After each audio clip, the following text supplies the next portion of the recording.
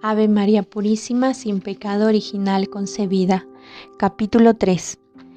El lavatorio de los pies. Tema 2. Vosotros estáis limpios. En el pasaje del lavatorio de pies aparece por 3 veces la palabra puro, limpio. Con eso Juan retoma un concepto fundamental de la tradición del Antiguo Testamento, como también del mundo de las religiones en general. Para poder comparecer ante Dios, entrar en comunión con Dios, el hombre ha de ser puro. Pero cuanto más se adentra en la luz, tanto más se siente sucio y necesitado de purificación. Por eso las religiones han creado sistemas de purificación con el fin de dar al hombre la posibilidad de acceder a Dios. En las prescripciones culturales de todas las religiones, los ritos de purificación tienen un papel importante. Dan al hombre una idea de la santidad de Dios y también de la propia oscuridad de la cual ha de ser liberado para poder acercarse a Él. En el judaísmo, observante de los tiempos de Jesús, el sistema de las purificaciones culturales dominaba toda la vida. En el capítulo 7 del Evangelio de Marcos encontramos la toma de posición fundamental de Jesús ante este concepto de pureza cultural que se obtiene mediante prácticas y rituales. Pablo ha tenido que afrontar repetidamente en sus cartas dichas cuestiones sobre la pureza ante Dios. En Marcos vemos el cambio radical que Jesús ha dado al concepto de pureza ante Dios. No son las prácticas y rituales lo que purifica. La pureza y la impureza tienen lugar en el corazón del hombre y depende de la condición de su corazón. Marcos capítulo 7, versículo 14 al 23. Pero surge inmediatamente una pregunta. ¿Cómo se hace puro el corazón? ¿Quiénes son los hombres de corazón puro, los que pueden ver a Dios? Mateo capítulo 5, versículo 8.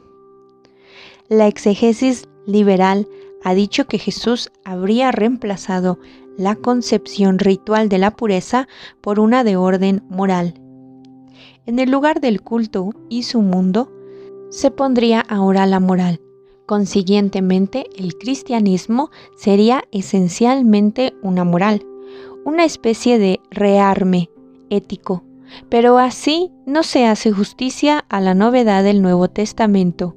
La verdadera novedad se comienza a entender cuando en los Hechos de los Apóstoles Pedro toma posición frente a la objeción de los fariseos convertidos a la fe en Cristo, que pretendían la circuncisión de los cristianos procedentes del paganismo y exigirles guardar la ley de Moisés. A esto Pedro replica: Dios mismo ha tomado la decisión de que los gentiles oyeran de mi boca el mensaje del Evangelio y creyeran. No hizo distinción entre ellos y nosotros, pues ha purificado sus corazones con la fe. Capítulo 15, versículos 5 al 11. La fe purifica el corazón, y la fe se debe a que Dios sale al encuentro del hombre. No es simplemente una decisión autónoma de los hombres. Nace porque las personas son tocadas interiormente por el Espíritu de Dios, que abre su corazón y lo purifica.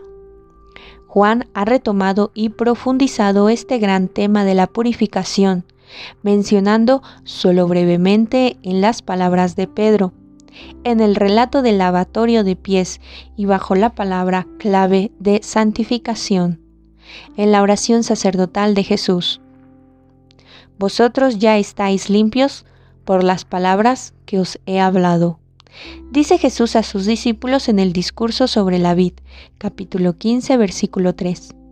Su palabra es lo que penetra en ellos, transforma un pensamiento y su voluntad, su corazón, y lo abre de tal modo que se convierte en un corazón que ve. En la reflexión sobre la oración sacerdotal encontraremos nuevamente la misma visión, aunque desde una perspectiva ligeramente diferente. cuando veamos la petición de Jesús: santifícalos en la verdad. Capítulo 17, versículo 17. En la terminología sacerdotal, santificar, consagrar, quiere decir habilitar para el culto. La palabra designa las acciones rituales que el sacerdote debe cumplir antes de presentarse ante Dios. Santifícalos en la verdad. La verdad es ahora el lavatorio que hace a los hombres dignos de Dios. Esto nos permite comprender aquí a Jesús. El hombre debe estar inmerso en la verdad para que sea liberado de la suciedad que lo separa de Dios. A este respecto, no podemos olvidar que Juan no toma en consideración un concepto abstracto de la verdad. Él sabe que Jesús es la verdad en persona. En el capítulo 13 del Evangelio, el gesto de Jesús de lavar los pies aparece como la vía de purificación. Se expone una vez más lo mismo, pero desde otro punto de vista. El lavatorio que nos purifica es el amor de Jesús, el amor que llega hasta la muerte. La palabra de Jesús no es solamente palabra, sino Él mismo, y su palabra es la verdad y es el amor. En el fondo, es absolutamente lo mismo que Pablo expresa de un modo más difícil de entender para nosotros, cuando dice que somos justificados por su sangre. Romanos capítulo 5, versículo 9 y comparar Romanos capítulo 3, versículo 25, Efesios capítulo 1, versículo 7, etc. Es también lo mismo que explica la carta de los Hebreos, en una gran visión del sumo sacerdocio de Jesús. En el lugar de la pureza ritual no ha entrado simplemente la moral, sino el don del encuentro con Dios en Jesucristo. Se impone aquí de nuevo la confrontación con las filosofías platónicas de la antigüedad tardía, que giran en torno al tema de la purificación, como por ejemplo, una vez más, en Plotino. Esta purificación se alcanza, por un lado, a través de los ritos y por otro, y sobre todo, a través de la ascensión gradual del hombre hacia las alturas de Dios. De este modo, el hombre se purifica de lo material, se convierte en espíritu y por tanto en puro. Por el contrario, en la fe cristiana es precisamente el Dios encarnado quien nos purifica verdaderamente y atrae la creación hacia la unidad con Dios. La espiritualidad del siglo XIX ha vuelto a convertir en unilateral el concepto de pureza, reduciéndolo cada vez más a la cuestión del orden en el ámbito sexual, contaminándolo también nuevamente con la desconfianza respecto a la esfera material y al cuerpo. En la gran aspiración de la humanidad a la pureza, el Evangelio de Juan, Jesús mío, nos indica el rumbo. Él, que es Dios y hombre al mismo tiempo, nos hace capaces de Dios. Lo esencial es estar en su cuerpo, el estar penetrados por su presencia.